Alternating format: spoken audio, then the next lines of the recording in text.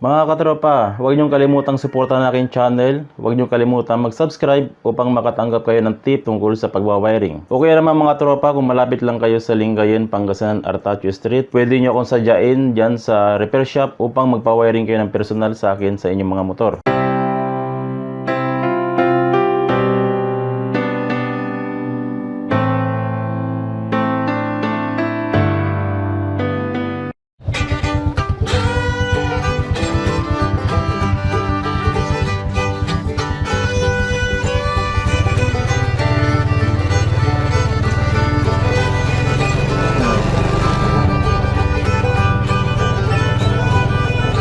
Good morning mga katropa. Welcome back na naman mga katropa sa aking channel.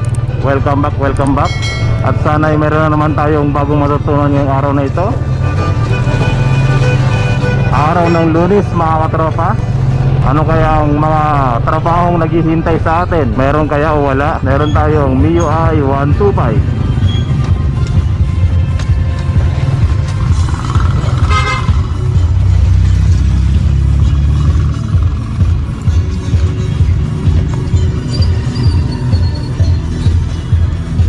Tama. Boss, ano ipapagawa mo rito? Ay, alarm. Nabili mo sa online? Mas okay sana kung two-way alarm kasi itong mga wire na to madaling mapulbos pag hindi two-way alarm. Pero pag hindi gumana sakali, dali mo lang dito dahil i-troubleshoot na lang natin pag napulbos ha.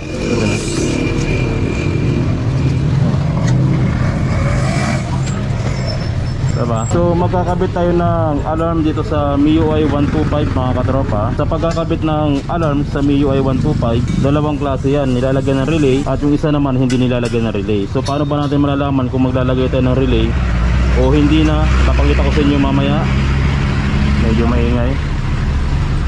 Ipapakita ko sa inyo para kung paano i-check kung kailangan natin maglagay ng relay or hindi na. Tanggalin muna natin tong side na to, tsaka ito, at itong cover na to, alisin muna natin.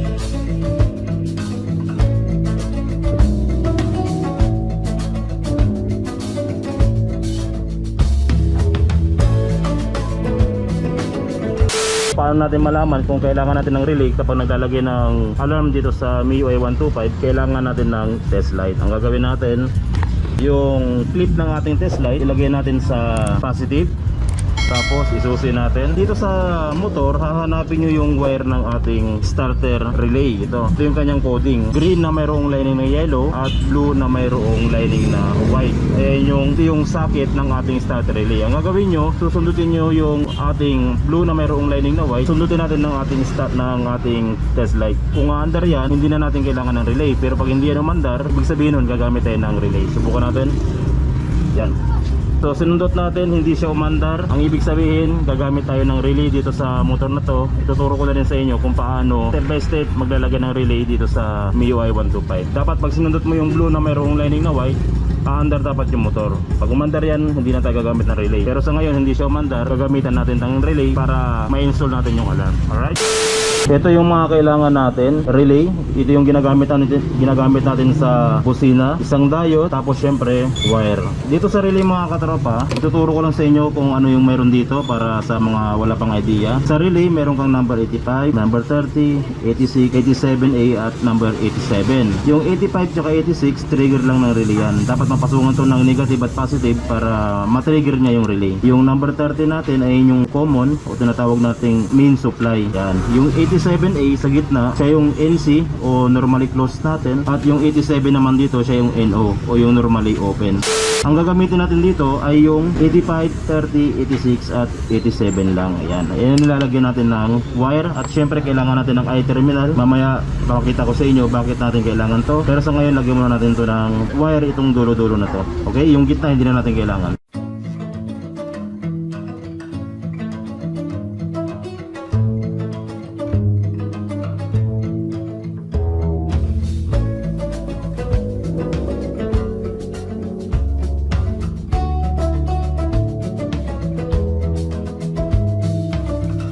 Papagawa kayo ba? Oo.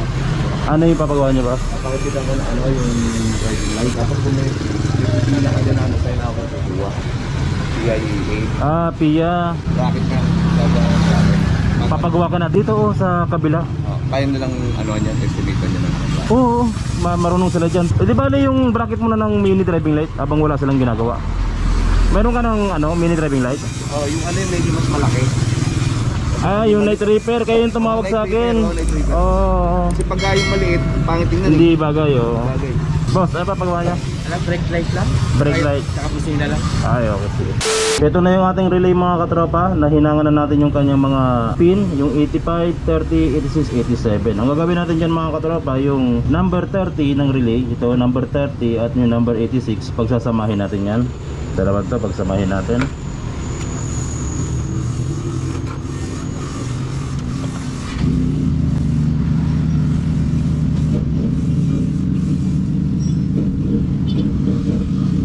Pinagsama natin yung number 30 at 86. Tapos sa dulo lalagyan natin ng I-terminal ito. Bakit natin lalagyan ng I-terminal? Kasi ilalagay natin to sa ground ng ating motor o dun sa body ground. Lalagay natin yan. Lagyan natin ng I-terminal to.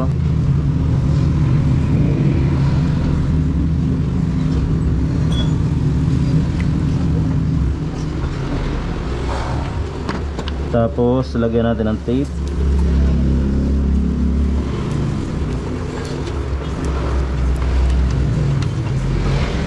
Yan, ito na yung ating 86 at number 30 ng relay. Pinagsama natin, tapos nilagyan ng I-terminal sa dulo. Sunod natin mga katropa dito sa ating diode. Sa diode kasi meron tayong marking, merong white marking dito sa dulo. Itong isa walang white marking. Ang gagawin natin dyan, yung number 85 ng ating relay, ito number 85, palatan natin to, putulan natin. Yung diode ilalagay nyo sa number 85 ng relay, pero yung walang white marking, ito yung blanco, yung kulay itim, dyan yung ilalagay yung ating diode sa 85. Sukatin nyo lang ng konti. Yan. Tapos pagsamahin natin.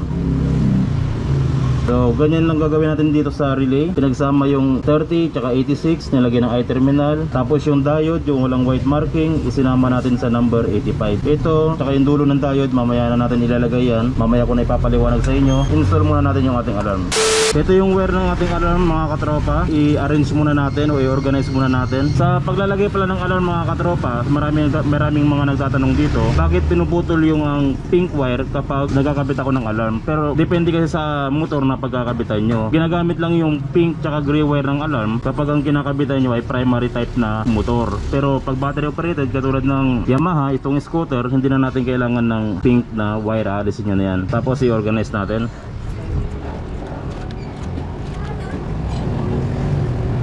Sa pag-organize ng wire, una hinihiwalay ko yung red tsaka black wire. Ito yung para sa battery. Hiwalay natin. Tapos kunting ano lang ng electrical tape. Pagsamahin mo naman yung gray wire, yellow wire, tsaka isa pang yellow wire. Yan, pagsamahin mo. Kunting ano lang ng tape, ihiwalay mo na yung gray wire at yung dalawang yellow wire lang yung magkasama. Yan. Tapos ito, yung gray wire, balutan natin para maganda. Hindi lang maganda, para protection na rin dun sa hindi masugatan. Tapos dito naman sa orange wire tsaka blue wire, balutan natin. Tapos i-split na natin yung blue wire. Yan. Blue wire, balutan din natin ng tape. Tapos itong red tsaka black wire. Ayan, ganyan natin i-organize yung ating mga wire ng alarm. Pagkatapos nyan mga katropa, dito sa butas, padaanin nyo lang. Ang iiwan nyo lang dito ay yung red tsaka black wire. Pero dito sa butas, pwede nyo nang ipalusot yung ating mga wire.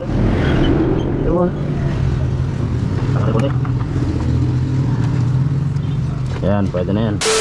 So pwede na tayo mag-wiring. Unahin muna natin itong dalawang yellow wire. Itong dalawang yellow wire para to sa kaliwat kanan na signal light. So itong dalawang yellow wire, ipapagapang natin banda rito sa socket ng ating tail light. Andito, hahanapin natin yung kaliwat kanan ng signal light, yung kaliwat kanan na wire. Balatan muna natin to. Or depende sa inyo kung gusto niyo suksok doon, pagtsatsagaan nyo, pwede rin sa mga nagdi-DIY. Pero ito, babalatan na natin to. Itong dalawang yellow wire na to para sa kaliwat kanan na signal light. Walang problema kung saan mapunta yan, kung kanan to o kaliwa. Ang importante, ilalagay natin to sa kaliwat kanan. Dito sa socket, hahanapin nyo yung dark brown, ayan, dark brown na wire, at yung ating dark green. Yung dark brown, signal light sa kaliwa, yung dark green, signal light sa kanan. Diyan natin ilalagay yung dalawang yellow wire ng ating alarm. So walang kaso to mga katropa, kung itatap nyo o maglalagay kayo, pagtsatsagaan yung ilalagay dito sa bawat socket na to, walang problema dyan. Basta tama yung paglalagay natin ng wire. Ilagay muna natin to.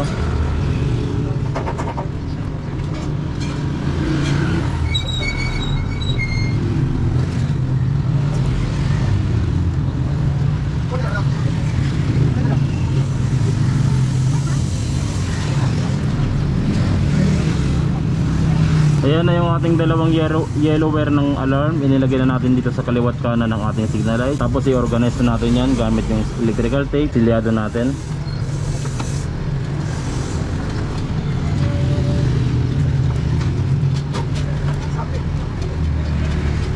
Sunod natin mga katropa, itong ating gray wire. Ito yung napaka-importante sa lahat. Kailangan mailagay natin to dahil ito yung magsasalba sa ating motor kapag ninakaw. Yung gray wire mga katropa, ito yung ating kill switch. Ilalagay natin to sa pulser. So saan ba yung pulser ng MIUI 125? Dito mga katropa, hanapin nyo itong socket na to. May makikita kayo ritong white na mayroong lining na red, tsaka blue ay white na mayroong lining na blue. Yung gray wire ng ating alarm, ilalagay nyo sa white na mayroong lining na red. Diyan natin ilalagay yung kill switch natin. So tutok natin dito. Lagyan natin dyan at ibalik natin.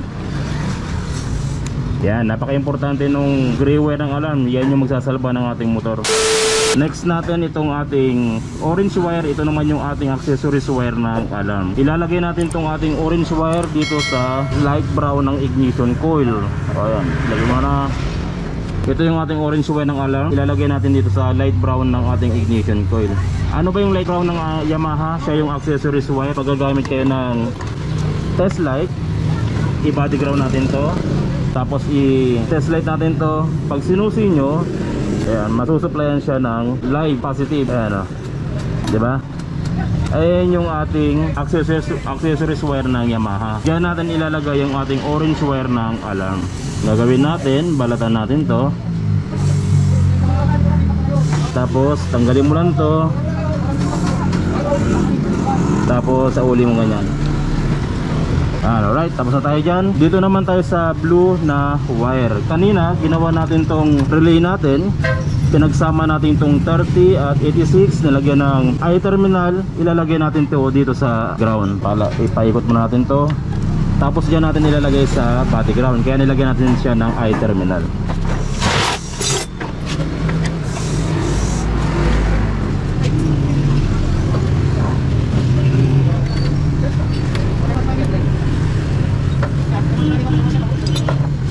Sunod natin yung ating number 85. Kung maalala nyo, nilagay natin dyan yung diode na walang marking. Pinagsama natin sa number 85. Dyan natin ilalagay yung ating blue wire ng alarm. Yan, ayan yung purpose natin.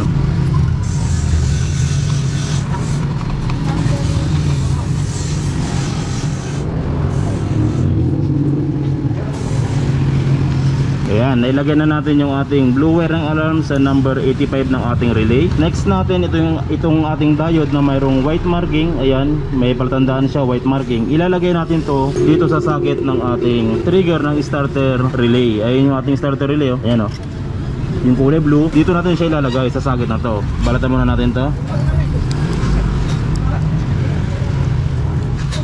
Itong diode natin na mayroong white marking, ilalagay natin dito sa green na mayroong lining na yellow. Diyan natin siya itatap mo natin dyan.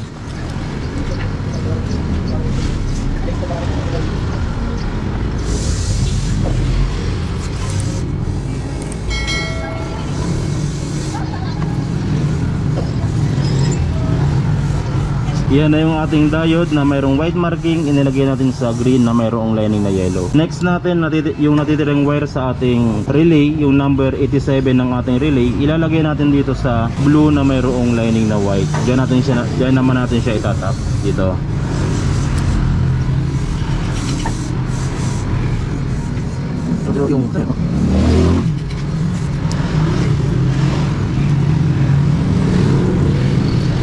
Yan na yung ating number 87 ng relay. Nilagay natin sa blue na mayroong lining na white. Pagkatapos niyan, linisin na natin to para organize siya. Linisin natin ng tape.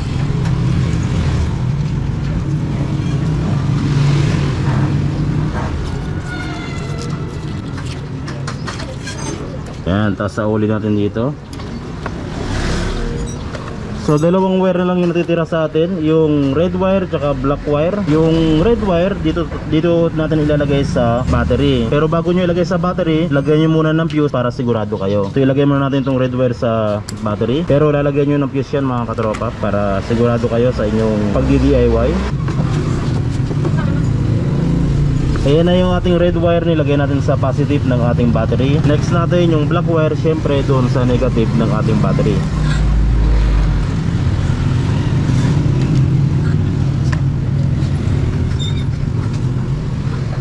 So ayan na yung ating negative tsaka positive. Pwede na natin ilagay itong ating alarm. Tuksok natin to dito.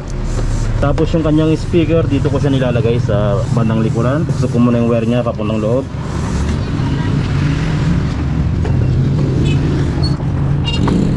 Yan, tapos dito ko nilalagay yung speaker sa bandang likod. Patong mo yan, sama-sama na sila dyan. Sauli muna natin yung mga kaha nya para mai-testing natin yung alarm natin. Sauli na natin yung mga kaha nya, try na natin paandarin. Tanggalin natin yung susi. Pag i-start mo yung alarm, dalawang pindot dito sa side na to. Yan. Dalawang pindot sa side na to, under yung ating motor. Yan. Ngayon kung papatayin mo dito sa gitna ay sa unlock. Halimbawa na nakaw yung motor mo, kinuha yung susi, pinaandar. Kahit na nakasusi siya, pwede mong patayin sa alarm. O pwedeng dito sa unlock o dito sa diretsong lock mo na. O pwede mo siyang patayin kahit na nakasusi. Pinutin natin itong unlock. Ayan. So ganyan lang mga katropa ang pagkakabit ng alarm dito sa MIUI 125 na kailangan ng relay at kailangan ng diode. So, yun lang mga katropa, maraming salamat. God bless at ingat sa pagwawiring.